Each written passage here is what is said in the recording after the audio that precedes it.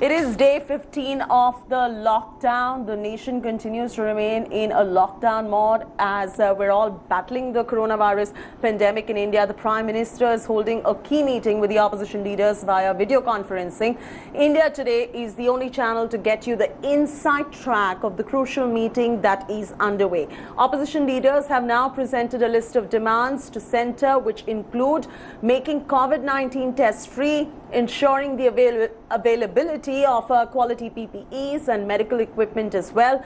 The opposition has also demanded the release of dues owed to the states and an increase in stimulus package from 1% to 5% of the GDP.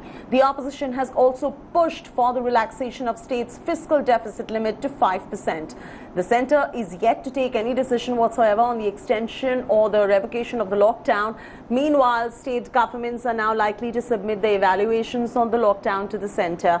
As per sources, states and experts have suggested complete closure of religious activities, educational institutions, hotels and restaurants. It also includes a ban on public functions, weddings, funerals and town hall meetings as well. My colleague Paulami Saha has got the inside track, getting you all the details of what is going on inside that very crucial meeting. Remember, we're the only channel with all these details. Paulami, good afternoon. I'm going to come to you on this, what the entire nation and the one question on everyone's mind. And, you know, I was even flooded with phone calls all of this morning asking, will this lockdown be extended or not? People just want to know the answer to that one question. And I believe that the centre still hasn't taken any decision to that regard. Right. Good afternoon, Chaiti. The centre hasn't taken a decision in this regard, but a lot of state governments, a lot of experts have come forward with the opinion that indeed there should be an extension of lockdown, that now is not the right time to lift the lockdown in its entirety because we're still grappling with a situation which continues to be very, very critical. We are somewhere at the cusp of stage 3. And if we indeed were to spill over into stage 3, then it could be catastrophic in the kind of outbreak that we would see. So far, we've been able to contain the outbreak to a very, very large extent simply because of the lockdown, because people have been compelled to maintain social distancing. And many state chief ministers have now conveyed this view to the Prime Minister himself in their conversations with him over the phone and through the video conference that he had just a few days ago with the state chief ministers. They've told him that an extension of the lockdown is the only prudent solution at the moment. These suggestions have been sought from the various state chief ministers. They've been asked as to how exactly will this work on the ground, but then the macroeconomics of it also needs to be taken into consideration, and that is something which is going to be discussed in this meeting with floor leaders of opposition political parties, which is currently underway. It's been close to 2 hours and that meeting is still underway via video conferencing, where of course leaders are raising various issues which includes the availability of quality PPE kits and medical infrastructure, better medical infrastructure, release of funds to the states as well. Then, of course, relaxation to the states as far as FRBM is concerned from 3% to 5%. Also, any sort of help that could be extended to these states, because the funds is what the states are asking for. Release more funds to the states in terms of Manrega, in terms of GST dues. And that is being discussed in this meeting, which I said, it's been 2 hours now and it's still underway. Right. Paulami, you also put forth the demands that is coming in from the state governments at this moment to the centre. Certain key states asking for an extension of a lockdown as well, and certain very specific demands that are coming in from the opposition parties. If you could walk our viewers through the number of opposition parties and who these, which parties are present at that meeting and what their specific demands from the centre are at this point. Well, Chaiti, the invitation for this video conference went out to all floor leaders of political parties which have more than 5 members of parliament in the Rajya Sabha and the Lok Sabha combined. So the Congress is represented by Ghulam Nabi Azad and Adhir Ranjan Chaudhary in that meeting. Trinamool Congress's Shudhi Bandyopadhyay is in that meeting. From the DMK, it's T.R. Balu. From AIDMK, it's Navneet Krishnan.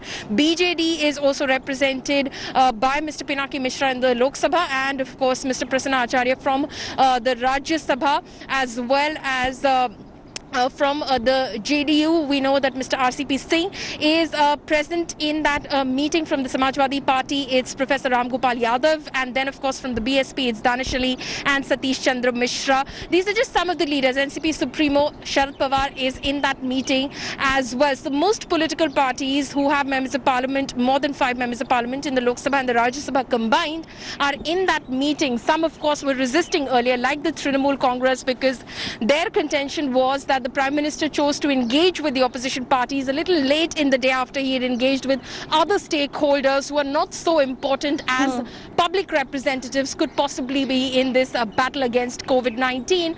But then, of course, they came around after the Prime Minister himself started dialing a lot of top leaders of these political parties, including West Bengal Chief Minister and Trinamool Chief Mamata Banerjee. So they're all part of this meeting right now, and some of the demands, like I said, which we've just heard from our sources who are in fact attending that meeting. Like I keep saying, the meeting is still underway right now, but what they're raising is FRBM relaxation for the states from 3% to 5%, more funds to be released for the state, better medical equipment and PPE kits to be made available, testing to be made free. Very critically, of course, the Supreme Court today also was of the observation and of the view today, and has told the centre to ensure that, you know, private labs do not make testing such an expensive affair. So the Supreme Court is pushing towards free testing as well, and has asked the government to look at possibilities of the government reimbursing these private labs for the testing that is to be conducted. So the Supreme Court is pushing in that direction as well,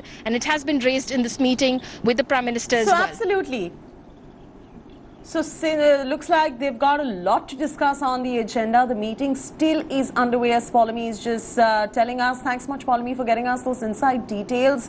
She's tracking the minute-by-minute details, and we'll keep getting you all the details as and when we go along the way now. Here's a look at some ground reports that are coming from across the length and breadth of the country on the lockdown.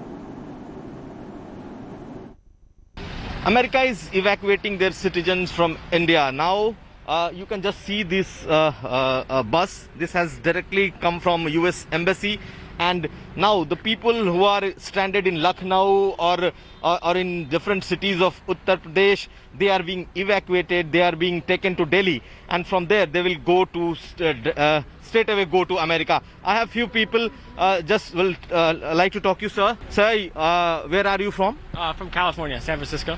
So you are all going back to America? Yep, we're going back home, and we're waiting to hear when we can come back. Right now, we don't know how long it'll take, maybe 2 months, 3 months. So we're just going back home to be with our families. So clearly, those Americans who are stranded and the people of Indian origin, they are also going back to America if they wish. So clearly, this contingent is going back to America, and state government and other governments are facilitating their return. With camera person Sanjay Singh, this is Kumar Abhishek in Lucknow for India Today.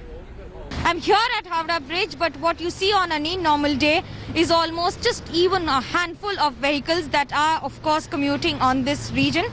But also the entire Howrah Bridge, that speaks volumes of the millions of vehicles that travel over it every day.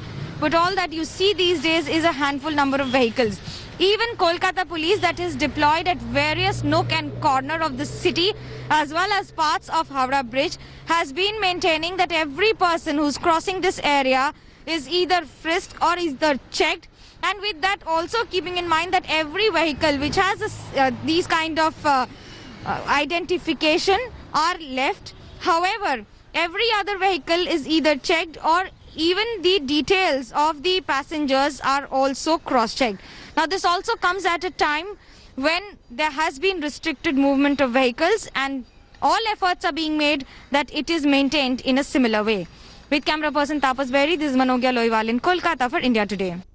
With the constant rise in the number of cases tested positive in Jammu and Kashmir, there are alarm bells ringing. The establishment seems to be on its toes to try and manage the situation. On the ground, it has taken a toll on the day-to-day life. Here at places like these, the Dal Lake and other places which used to be bustling with activity, otherwise at this point of time are completely deserted. A look at this lake will give you an idea of what's exactly happening. There is absolutely nobody who can be seen here, not a single boat that is rowing in this lake. Most people preferring to stay indoors, but this is also difficult. Many have been putting out messages that they don't have enough food and supplies that would last them for a long time. Their daily livelihoods have suffered, and all of it is a cause of concern for the entire establishment as well. But at this point of time, the need of the hour is to stay at home, and that's perhaps the only reason why we will be able to break the chain and ensure that the transmission of this deadly virus is stopped. With cameraman Roof, Shujaul Haq in Srinagar for India Today. Maharashtra continues to be the worst affected state in India with more than 1,000 confirmed cases.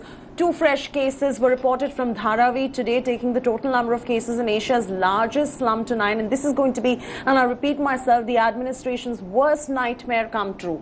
The state has so far witnessed 48 deaths. 12 deaths were reported on Tuesday. Mumbai, currently a coronavirus hotbed in the state, has 642 coronavirus cases and 40 deaths. A total of 116 cases were reported in the capital on Tuesday. 23 coronavirus cases are linked to the Tablighi Jamaat event at Nizamuddin. Maharashtra Home Minister Anil Deshmukh has now warned Tablighi Jamaat members of strict action if they do not turn up for testing. He said that around 50 to 60 persons from Maharashtra who attended the Nizamuddin Markaz meeting are still hiding. He urged the hiding Tablighis to report to police or end up facing strict action. हमारे यहाँ पे जो तबलीगी समाज के जो लोग यहाँ पे आए और आने के बाद में हर एक डिस्ट्रिक्ट में यहाँ पे गए, हमने विनती की है कि उन्होंने हमारे पास आके पहले टेस्टिंग करना चाहिए, क्वारंटाइन में जब जरूरत पड़ी क्वारंटाइन में भेजेंगे, उसमें से कुछ पॉजिटिव पाए गए उनको आइसोलेशन में भेजने का काम यहाँ पे चालू है। लेकिन उसके लिए उन्हें कोऑपरेट करना चाहिए, खुद आगे आके उन्होंने नज़दीक के पुलिस स्टेशन में जाके अपना नाम दर्ज करना चाहिए। लेकिन अभी तक 50-60 ये लोग हैं कि जिनके अभी तक अता पता नहीं मिला, हमारी पुलिस इनको ढूंढ रही है और जो लोग कोऑपरेट नहीं करेंगे उसके ऊपर कानूनन कार्रवाई करने के भी आदेश हमने दिए। The tracing is underway for the Tablighi Jamaatis who are currently in Maharashtra, and they will have to report to the administration, get themselves tested. Otherwise, the Maharashtra government says strict action will be taken against them. Divyesh is joining us live. Divyesh, one part is about the Tablighi Jamaatis. The other unfortunate piece of news that is coming in is that 2 more positive cases coming in from Dharavi. Dharavi, as we all know, remains to be an absolutely dense culture. Cluster. The numbers are increasing in Dharavi. What is the administration now doing specifically as far as Dharavi is concerned? Because containing it in Dharavi is going to be a nightmare.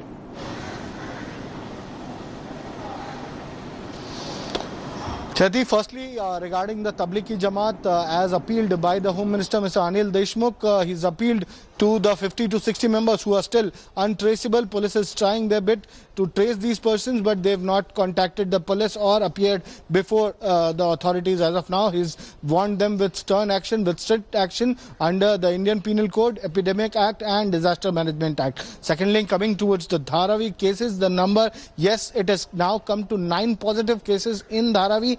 4 parts of the slum. These cases were found in 4 parts of the slum, and as of now the complete area has been sealed. The complete area, I again emphasize on it, that it has been sealed. It has been declared as a containment zone by the BMC officials, by health officials who are trying to contain community spread from further growing in this part of Mumbai, which is the biggest slum of the continent. They are also trying contact tracing of each and every person who's been tested positive. There are several persons who've been placed under quarantine. There are several persons who've been placed under isolation, but the work is still going on. They are trying to contact each and every person, whoever has come in contact with the persons who've been tested positive. It is a Herculean task for authorities authorities to trace each and every person who's come in contact with the positive persons in this part of Mumbai, which is the Dharavi. But still, the work is being done. Police officials have been deployed to maintain law and order and also see that no one ventures out of these particular areas. Cheti? All right, leave it at that. Divyesh Singh getting us all those updates right there from Mumbai. Remember, Maharashtra continues to be a hot spot and a hotbed for coronavirus in India. Now, I ended up speaking to a coronavirus survivor from the financial capital in Mumbai. Mind you, that this survivor lives in one of the plushest residential localities in South Mumbai, Pedder Road. He's gone ahead and narrated to me how he was made to run from one hospital to another hospital just to get tested. The survivor has also recounted on the phone to me how he was ostracized by his own neighbors, named, shamed and harassed. We hope the stigma ends and this doesn't happen to anyone going forward. Here's a slice of that conversation. When you were hospitalized, was your family harassed? Do you feel that even educated people in top-notch posh societies in Pedder Road as well are taking to stigmatizing this COVID-19 positive patients and ostracizing people from society? What really happened? I believe you were a bit disheartened with the manner in which your neighbors have responded to this. Absolutely. So, I mean, you expect at times of crisis, you expect your nearest and dearest to obviously care for you and actually be there for you. But unfortunately, my neighbors instead decided to ostracize and complain to the police about my father's negligence of the handling of my case in the building. And they actually tried to get him arrested. And I think they, in fact, failed this entire exercise because the BMC and the government and the police already knew about my entire case, as Kasturba had called me a few days earlier to take my entire case down. So they were very thoroughly satisfied with the mannerism in which I maintained everything. So they had no case, and thankfully my father was not in any danger of getting arrested. But I believe there was a lot of flack that came in, and even today when you're back at home, do you feel that kind of flack? What do you have to tell such people as a person who's been a survivor and a warrior who continue to stigmatize COVID-19 patients like you? See, to be really honest, I had done a little bit of a social media reach out to a couple of people, and I think they sort of learned their lesson. And by the time I came back into the building, after I was completely recovered, there has been zero flack since then. But I would just like to get the message out there to people in society that, guys, this is a very simple virus that a person who does not have a pre-existing medical condition or is not suffering with old age or weak immunity, you can actually recover from this. And you can coexist with people in the same house with this virus. So please show your humanity, try and help your neighbors, try and help the infected, try and be kinder and helpful and more helpful to the nurses and doctors in your area. Don't ostracize them and just show your humanity, you know. In times of crisis, we need to be there for each other. That is all I'd like to say.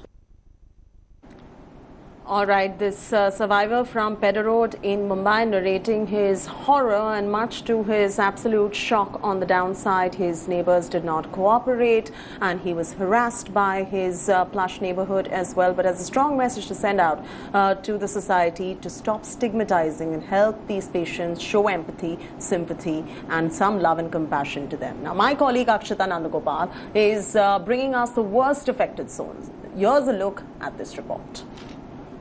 As we get you the latest numbers on the coronavirus cases in the country, India Today's Data Intelligence Unit has taken these numbers to also break down which are the COVID-19 zones that you need to watch out for. Now, in this particular pictorial image, you can see that there are some parts which are in green, which means they are the least affected. And particularly in places in Maharashtra, Gujarat, Rajasthan, you have a lot of these green spots, which means that they are the least affected by coronavirus. Even in the northeast, it's all in green. green and yellow. Now, yellow signifies places which have been reporting cases of coronavirus, but there is no outbreak per se. And you see that's why parts of Jammu and Kashmir also in yellow, because in Srinagar there have been a few cases of coronavirus. Particularly also if you look at Andhra Pradesh and Telangana, there are a lot of places where coronavirus cases have been reported. The places that need to be concerned, the cities where you're also seeing an outbreak of coronavirus, which have been deemed as hotspots, the most affected districts are of course that of Mumbai. You see this entire red spot here and the orange, which indicates that these areas here are a hotbed of coronavirus. Similarly, in south, you've got Hyderabad and adjoining areas which are also very badly affected by the coronavirus outbreak. In Kerala, which has done a great job in attempting to really flatten the curve while battling coronavirus, it's North Kerala that has been badly affected. And you see that here in the northern district of Kerala, which is Kasaragod, there have been a number of cases, 144 cases of coronavirus. So when you look at this map, you tend to understand exactly which parts of India have reported the most number of cases of coronavirus and which are the hotspots that you need to look out for. If you live in any of these districts which have been marked in red, you have to take the necessary precautions and ensure that you stay at home and stay safe.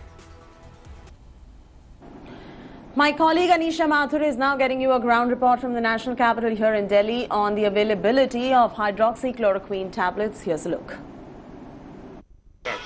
At 4 different chemists outside the RML hospital, we're getting different answers about the availability of the HCQ tablet. At 2 of these chemists, the HCQ tablet is available. At 1, stocks are low, while others say that the stocks have not come in for several days. The HCQ tablet is something that is being prescribed for coronavirus, but it is also a medication that has been prescribed for arthritis patients for a number of years now.